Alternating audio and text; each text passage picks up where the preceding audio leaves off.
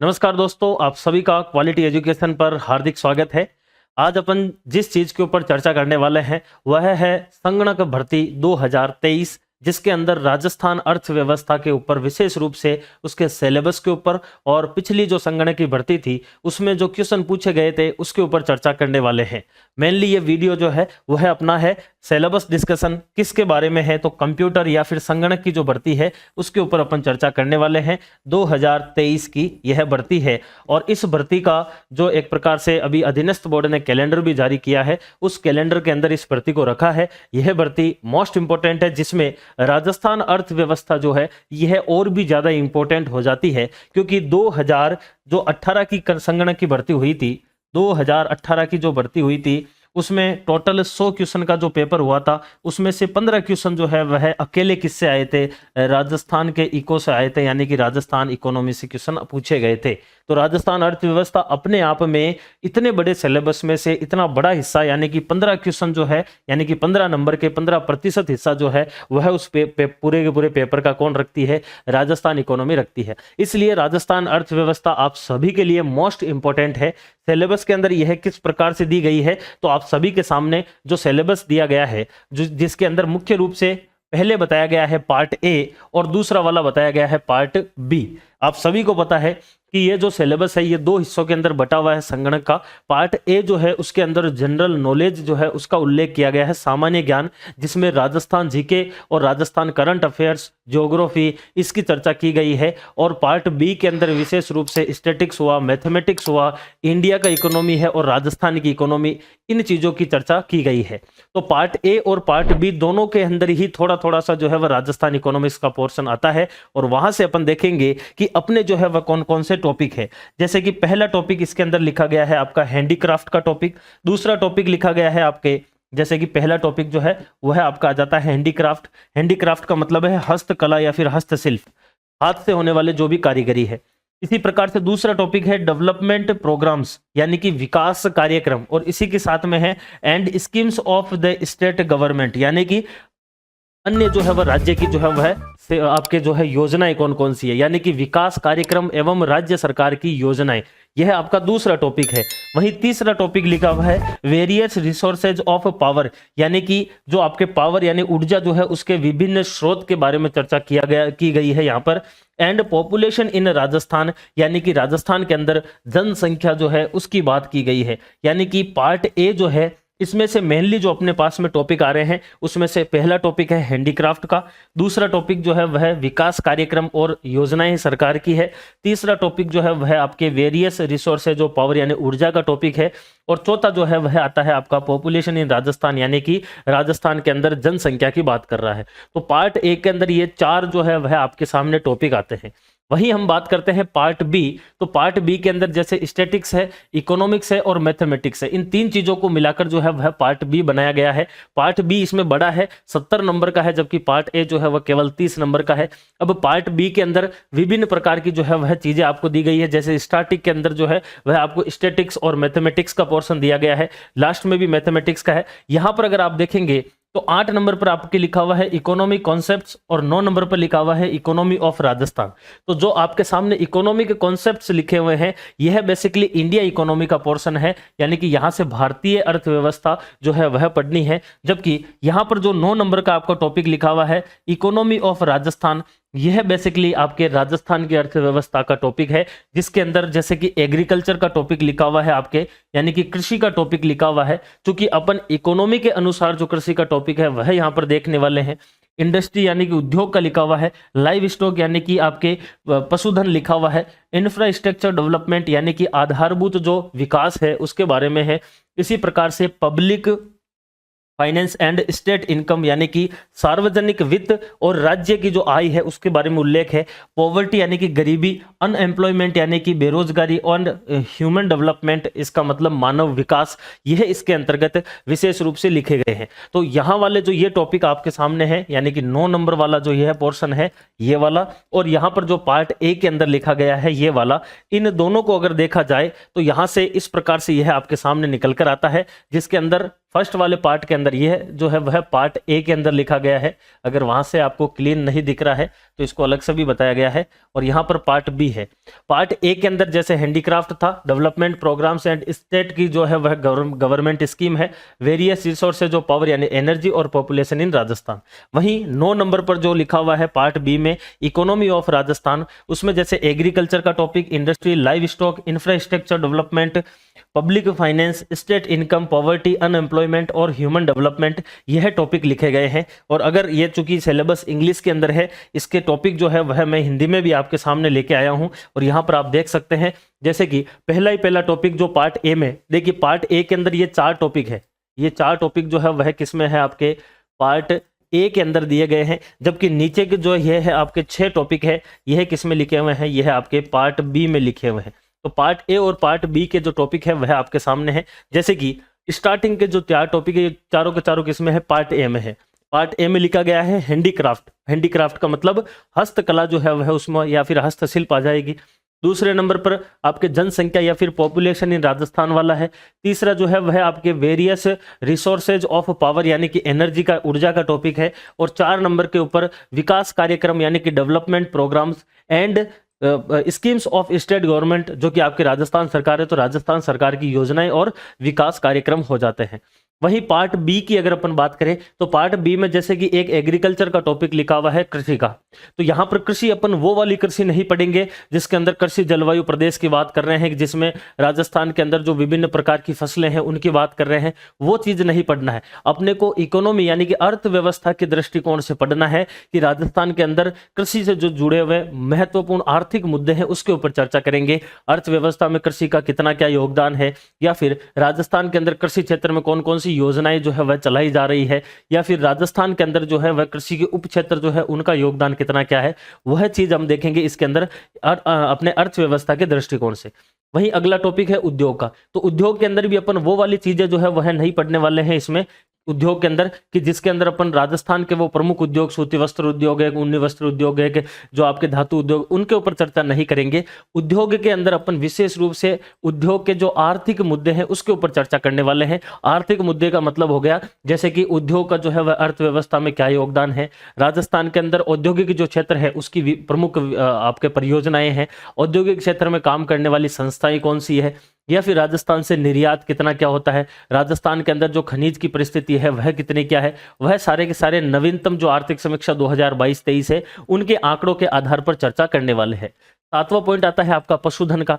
पशुधन में भी यहाँ पर वो चीजें अपन पशुधन की चर्चा नहीं करेंगे, क्योंकि इसी सिलेबस के अंदर अगर आप पार्ट ए में देखेंगे तो यहाँ पे भी आपके लाइव स्टॉक लिखा हुआ है पार्ट ए के अंदर। और वह लाइव स्टॉक के अंदर, इस वाले लाइव स्टॉक के अंदर आपको राजस्थान के अंदर विभिन्न प्रकार के पशुओं की नस्लें पढ़नी है, उनके क्षेत्र पढ़ने हैं, उनके मेले पढ़ने हैं पशुओं के। लेकिन यहाँ पर जो अपने पार्ट बी के अंदर लिखा हुआ है, यहाँ पर जो आपके सामने लाइव स्टॉक लिखा हुआ है पार्ट बी का, यहाँ पर इस लाइव स्टॉक या फिर पशुधन का मतलब यहाँ पर है कि राजस्थान के अंदर नवीनतम जो पशु गणना है उसके ऊपर अपन चर्चा करेंगे। इकोनॉमी के दृष्टिकोण से अपन पढ़ेंगे कि पशुधन के अंदर क्या क्या अपडेट है। इसी प्रकार से 8वां पॉइंट आता है आपके आधारभूत जो है वह आपके विकास संसाधन। आधारभूत विकास संसाधन की यदि हम बात करना चाहें तो आधारभूत विकास संसाधन देखिए इसमें कौन कौन से हैं, जैसे कि आपके परिवहन जो है यह आ जाता है, जैसे कि ऊर्जा जो है यह आ जाती है, ये सारे के सारे, जैसे कि जल है यह आधारभूत संरचनाएं होती है, सड़कें जो है यह आधारभूत संरचना है, रेलवे जो है वह आधारभूत संरचना है। तो आर्थिक समीक्षा में भी एक अलग से चैप्टर दिया हुआ रहता है, प्रमुख आर्थिक आपके जो है आधारभूत संरचना के नाम से एक चैप्टर है, उसी को ही यहाँ पे लिखा गया है आपके आधारभूत जो आपके विकास जो आपके सिलेबस में, या फिर इसी को ही आधारभूत संरचना भी कहा जाता है। यानी कि इंफ्रास्ट्रक्चर डेवलपमेंट की बात करने वाले हैं। इसके अंदर महत्वपूर्ण परिवहन के ऊपर या फिर एनर्जी के ऊपर अपन चर्चा करेंगे, जिसमें नवीनतम आंकड़े आर्थिक समीक्षा 2022-23 के देखने वाले हैं। उसके बाद में 9 नंबर का जो आपके इसके अंदर सिलेबस में लिखा गया है वह पॉइंट है सार्वजनिक वित्त एवं राज्य आय।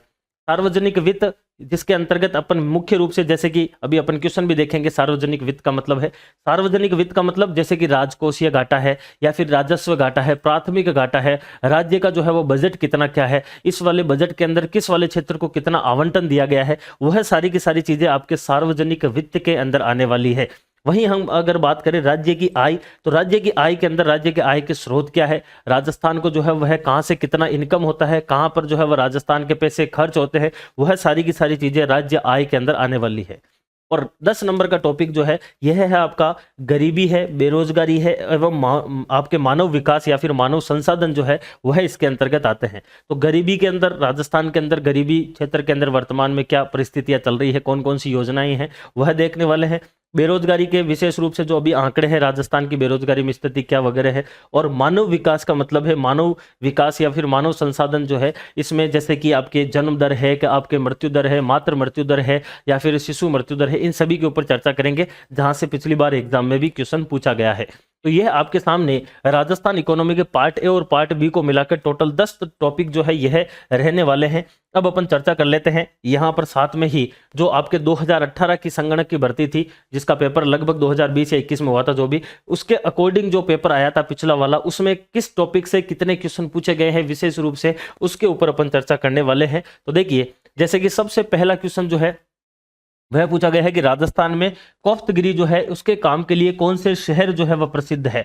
कोफ्तगिरी का मतलब है जो भी आपके हथियार होते हैं, फौलादी हथियार होते हैं, उनके ऊपर विशेष रूप से जो है वह सोने या चांदी के, तांबे के जो तार होते हैं उनको जड़कर उन हथियारों को मजबूत बना दिया जाता है। आपने देखा होगा कई सारी तलवारें होती हैं उनके सोने की या फिर चांदी की जड़ाई कर देते हैं, उसके अंदर तार लपेट देते हैं तो वो मजबूत हो जाते हैं, उसे ही कोफ्तगिरी कहते हैं, जो कि आपके अलवर और जयपुर जो है यहाँ की प्रसिद्ध है। अब अगर अपन टॉपिक के अकॉर्डिंग देखना चाहे तो यह क्वेश्चन जो है वह हस्तशिल्प से पूछा गया है, यानी कि यहां से यह क्वेश्चन पूछा गया है आपका। ठीक है, इसके बाद में देखिए अगला क्वेश्चन, दूसरा क्वेश्चन है वर्ष 2011 में राजस्थान में ग्रामीण जनसंख्या जो है उसका प्रतिशत कितना है। तो जनसंख्या का जब टॉपिक पढ़ेंगे तो उसमें भी देखेंगे कि राजस्थान की लगभग 2/3 यानी कि 3/4 जो जनसंख्या है यानी कि 75.1% के आसपास जो जनसंख्या है वह ग्रामीण क्षेत्र में निवास करती है। यानी कि यह क्वेश्चन कहां से पूछा गया है, तो यह आपको पूछा गया है जनसंख्या के टॉपिक से, यानी कि यहां से जो है वह दूसरा क्वेश्चन आपका आ जाता है। एक क्वेश्चन यहां से है, ठीक है, और एक क्वेश्चन ही यहां से आ जाता है। फॉर एग्जाम्पल ऐसे मान लीजिए या फिर इसको ऐसे लिख लेते हैं। दूसरा क्वेश्चन हो गया, 2 क्वेश्चन हो गए इकोनॉमी के। उसके बाद में देखिए अगला क्वेश्चन, इसके बाद में राजस्थान में दिसंबर 2017 तक ऊर्जा की अधिष्ठापित क्षमता कितनी है। यह चूंकि आपको दिसंबर 2017 यानी कि यह आर्थिक समीक्षा जो है वहां से क्वेश्चन पूछा गया। 2017-18 की आर्थिक समीक्षा उस समय आई थी और 2018 के अंदर, और उस समय से जो है यह क्वेश्चन पूछा गया है। तो यानी कि यह क्वेश्चन जो है उस समय जो भी उत्पादन रहा है, लेकिन इसका मतलब क्या है, यह क्वेश्चन कहां से पूछा गया है, यह ऊर्जा से या फिर आपके एनर्जी का जो टॉपिक है वहां से क्वेश्चन पूछा गया है। और यहां पर आपके एनर्जी लिखा हुआ है, तो तीसरा क्वेश्चन जो है वह आपके एनर्जी से पूछा गया है। उसके बाद में अगला देखिए, अगले क्वेश्चन की बात करें, अगला क्वेश्चन है राजस्थान के संदर्भ में अन्नपूर्णा भंडार क्या है। तो जब आपके बीजेपी सरकार थी 2018 तक, तो उस दौरान जो आपके उचित मूल्य की दुकानें हुआ करती थी, उन दुकानों को ही जो है वह उस सरकार के द्वारा एक विशेष नाम दिया गया और उसे अन्नपूर्णा भंडार कहा था। यानी कि यह एक प्रकार से कॉन्सेप्ट जो है, ये उचित मूल्य की दुकान जो है यह सामाजिक सेवा से संबंधित है। यानी कि राजस्थान सरकार के द्वारा चलाया गया एक कार्यक्रम मान लीजिए या फिर विकास कार्यक्रम मान लीजिए। यानी कि यह क्वेश्चन कहां से पूछा गया है, तो यह आपको विकास कार्यक्रम एवं राजस्थान सरकार की जो योजनाएं हैं यहां से जो है वह आपके 4 नंबर का जो क्वेश्चन है यह पूछा गया है।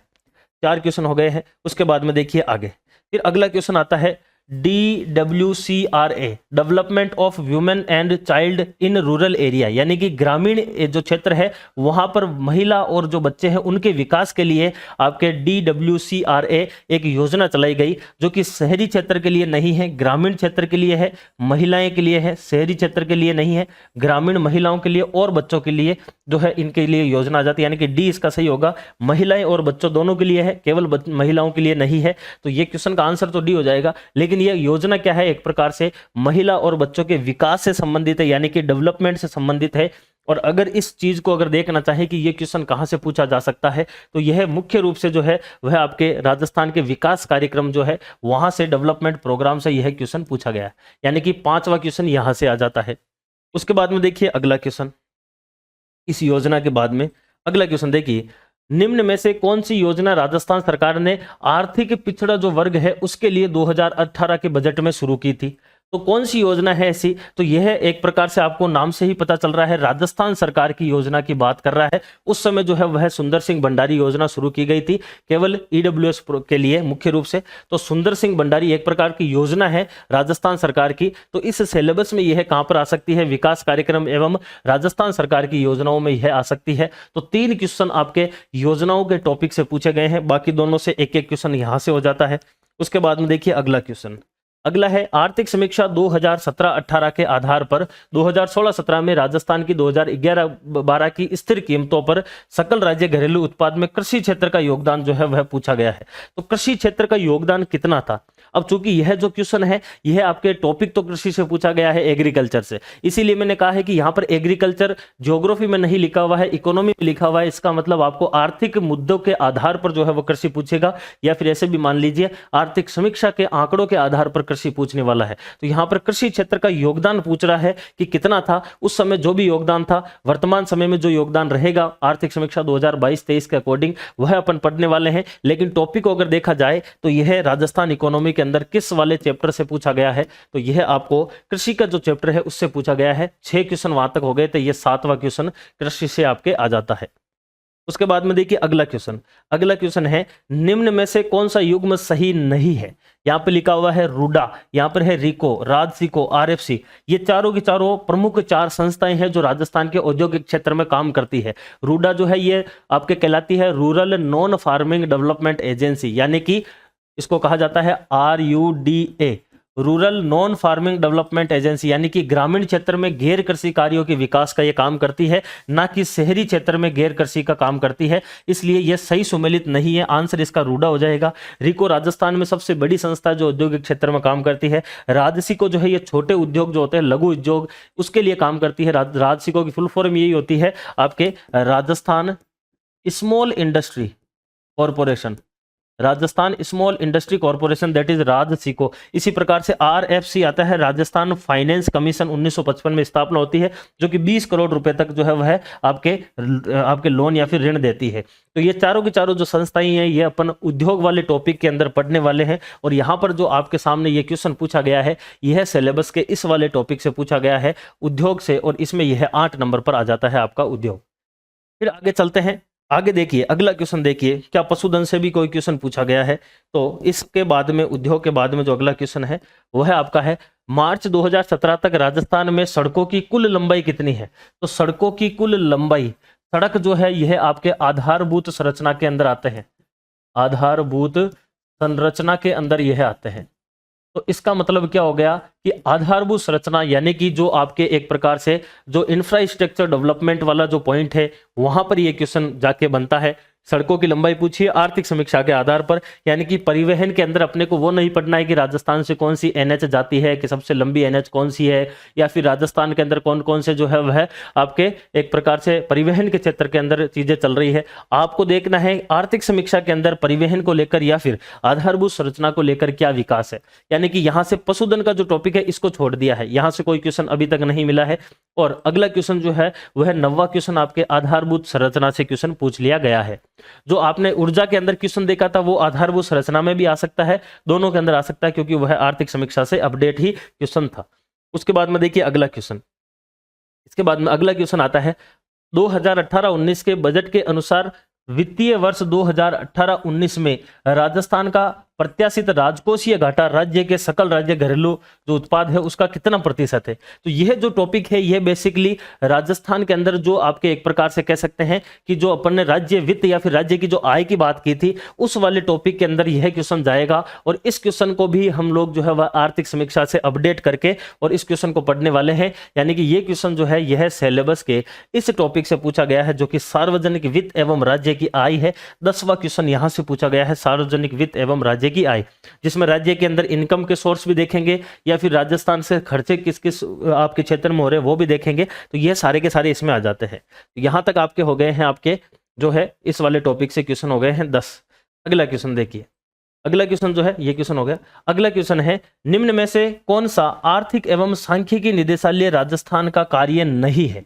अब आर्थिक एवं सांख्यिकी जो निदेशालय है यह मुख्य रूप से राजस्थान के अंदर जो भी आपके स्टैटिक यानी कि आर्थिक यानी कि इकोनॉमी और स्टैटिक से रिलेटेड जो भी काम होते हैं वह सारे के सारे काम जो है वह इसके द्वारा किए जाते हैं। तो यहाँ पर अपन विशेष रूप से जो है वह राजस्थान का जो आर्थिक एवं सांख्यिकी निदेशालय है राजस्थान के अंदर जयपुर में स्थित है उसके ऊपर चर्चा करेंगे। आर्थिक समीक्षा जो है वह इसी के द्वारा जो है वह आर्थिक एवं सांख्यिकी निदेशालय के द्वारा ही आर्थिक समीक्षा भी जारी की जाती है। वह सारे के सारे जो चीजें हैं वह इसके बारे में हम देखने वाले हैं। यानी कि यह वाला जो टॉपिक भी है यह एक प्रकार से राज्य की आय से ही इसको आप जोड़ सकते हो, सार्वजनिक वित्त से ही जोड़ सकते हो। इसी टॉपिक को इसमें पढ़ लेंगे अपन राजस्थान के अंदर जो आपके आर्थिक एवं सांख्यिकी निदेशालय है जयपुर में स्थित है उसके बारे में। उसके बाद में देखिए इसके बाद में अगला क्वेश्चन है आर्थिक समीक्षा 2017-18 के अनुसार शिशु मृत्यु दर जो है वह प्रति हजार तो जीवित जन्म के ऊपर है 2016 में कितनी रही है। देखिए इस पेपर के अंदर ये क्वेश्चन नंबर 4 है और यह क्वेश्चन नंबर आपके 17 है और यहाँ पर लिखा गया है राजस्थान में 2016 में शिशु मृत्यु दर जो है वह प्रति हजार जीवित जन्म पर कितनी है। 2016 के अंदर जो है वह आपके 41 जो है वह शिशु मृत्यु दर रही थी, IMR इन्फेंट मोर्टेलिटी रेट रही थी। वहीं इस क्वेश्चन में भी सेम टू सेम चीज है और कुछ नहीं है, ऑप्शन में 41 भी दिया हुआ है यानी कि इन दोनों क्वेश्चन का सेम आंसर है 41। अब पेपर वालों के पास क्वेश्चन नहीं बचा के बात अलग है। बाकी इन्फेंट मोर्टेलिटी रेट या फिर शिशु मृत्यु दर जो है यह एक प्रकार से जो है आपके मानव संसाधन का जो टॉपिक है उससे जुड़े हुए हैं। वहां पर शिशु मृत्यु दर है, मातृ मृत्यु दर है, प्रजनन दर है या फिर मृत्यु दर है, इन चीजों के ऊपर अपन चर्चा करेंगे विस्तार से। तो शिशु मृत्यु दर जो है ये दोनों के दोनों क्वेश्चन सेम ही आंसर है, लेकिन शिशु मृत्यु दर से या फिर ऐसे कह सकते हैं मानव संसाधन से जो है यहां से 2 क्वेश्चन रेगुलर पूछ लिए गए हैं। यानी कि 12वां क्वेश्चन भी इसी में से है, 13वां क्वेश्चन भी इसी में से ही है जो कि आपके मानव विकास या फिर मानव संसाधन के टॉपिक से यह आ जाता है। उसके बाद में देखिए अगले क्वेश्चन, उसके बाद में 2 क्वेश्चन और यहां से आते हैं। एक क्वेश्चन तो लिखा हुआ है दिए हुए भौगोलिक क्षेत्र में एक वर्ष में प्रति 1000 जीवित जन्म शिशुओं में से 1 वर्ष या फिर इससे कम आयु में या फिर मर गए जो शिशु हैं उनकी संख्या को क्या कहा जाता है। तो जो IMR होता है इन्फेंट मोर्टेलिटी रेट, शिशु मृत्यु दर जो होता है उसकी डेफिनेशन ही यही होती है कि 1 साल के अंदर जीवित जन्म लेने वाले जो बच्चे हैं उनमें से कितने बच्चे मर गए हैं उनकी संख्या को ही इन्फेंट मोर्टेलिटी रेट या फिर IMR कहा जाता है, शिशु मृत्यु दर कहा जाता है। और इस डेफिनेशन लिखी गई है यहाँ पर कि 1 वर्ष के अंदर 1000 जीवित जन्म में से मरने वाले बच्चों की संख्या को क्या कहेंगे, तो उसे हम शिशु मृत्यु दर है जो है यहाँ पर कहने वाले हैं। तो शिशु मृत्यु दर ये भी जो टॉपिक है ये किससे जुड़ा हुआ है, वही पीछे वाला क्वेश्चन भी शिशु मृत्यु दर का ही है, तो ये भी मानव विकास से ही जुड़ा हुआ क्वेश्चन है। इसका मतलब यहाँ पर जो मानव विकास वाला आपका टॉपिक है इसमें एक और क्वेश्चन आ जाता है आपका 14 नंबर का। अब एक क्वेश्चन और बच रहा है लास्ट क्वेश्चन, वो भी देखिए। यहाँ पर लास्ट क्वेश्चन जो है वह है कि एक महिला के जीवन काल में पैदा हुए या फिर हो सकने वाले बच्चों की संख्या अगर वह महिला जनसंख्या में उम्र विशिष्ट उर्वरता की प्रचलित दर के अधीन होती है तो क्या कहलाती है। यानी कि यह कहना चाह रहा है कि एक महिला के द्वारा अपने जीवन काल में जितने बच्चों को जन्म दिया जाता है उस चीज को क्या कहते हैं, उसे बोला जाता है TFR, उसे बोलते हैं TFR यानी कि टोटल फर्टिलिटी रेट, कुल प्रजनन दर। एक महिला के द्वारा अपने जीवन काल में कितने बच्चे पैदा किए जा सकते हैं तो उसे हम जो है वह कहेंगे एक प्रकार से मातृत्व जो है वह प्रजनन दर, यानी कि एक महिला के द्वारा जो है वह कितने बच्चे पैदा किए जा रहे हैं वो उसकी प्रजनन दर है। यह टॉपिक भी जो है वह आपके मानव विकास के अंतर्गत आता है ये क्वेश्चन भी, और यहां से मानव विकास में एक और क्वेश्चन जुड़ जाता है 15वां। तो कहने का मतलब जो 2018 की भर्ती थी उस भर्ती में टोटल क्वेश्चन कितने आए हैं राजस्थान इकोनॉमी से, 15 क्वेश्चन आए हैं पार्ट ए और पार्ट बी दोनों को मिलाकर। तो इस वजह से आर्थिक समीक्षा के दृष्टिकोण से कुछ कुछ टॉपिक ऐसे हैं जो आपको लगेगा कि केवल हम आर्थिक समीक्षा वाला ही पढ़ रहे हैं, तो उनको आर्थिक समीक्षा के या फिर अपन अर्थव्यवस्था के अकॉर्डिंग ही पढ़ेंगे, क्योंकि वहां पर अपने को डिटेल में नहीं पढ़ना है। पशुधन का टॉपिक ज्योग्राफी में आपको डिटेल से पढ़ाया जाएगा। उद्योग और कृषि का टॉपिक स्पेशली आपके कहाँ पे लिखा गया है, राजस्थान की इकोनॉमी में लिखा गया है, तो अपन आर्थिक जो मुद्दे हैं उनके आधार पर ही इनको देखेंगे, ना कि विस्तार से जो है वह कृषि का या फिर उद्योग का टॉपिक पढ़ने वाले हैं। तो ये आपके सिलेबस के 15 जो है वह अब सिलेबस के जो है वो 10 टॉपिक है, और इसी सिलेबस के 10 टॉपिक में से 15 क्वेश्चन पिछली बार पूछे गए थे। यानी कि किसी एग्जाम के अंदर 100 क्वेश्चन आ रहे हैं और केवल इन 10 टॉपिक से जो है वह 15 क्वेश्चन आप कर पा रहे हो, इसका मतलब क्या है, यह मोस्ट इंपॉर्टेंट हो जाता है कि इस सिलेबस को आप बहुत अच्छे से करो। तो 100 में से 15 लेकर आना केवल इन 10 पॉइंट से ही, और वो मैं विश्वास भी दिलाता हूं कि इस बार अगर 15 के 20 भी हो गए या फिर 15 के 10 भी हो गए, जितने भी होंगे, एक भी क्वेश्चन आपका जो है वह गलत नहीं जाने वाला है राजस्थान की अर्थव्यवस्था में। तो उसी विश्वास के साथ जो है वह आप लोग तैयारी कीजिए और हमारे साथ जुड़िए, और जो आपके विश्वास है उस विश्वास के ऊपर भी हम खरा उतरेंगे, ऐसी भी मुझे उम्मीद है। राजस्थान अर्थव्यवस्था में आपको कोई समस्या नहीं आएगी, पूरी की पूरी चीज जो है वह विस्तार से अपन पढ़ने वाले हैं। तो फिलहाल इस वीडियो को इतना ही रखते हैं, अगली क्लास में फिर से मिलेंगे, तब तक के लिए धन्यवाद, टेक केयर।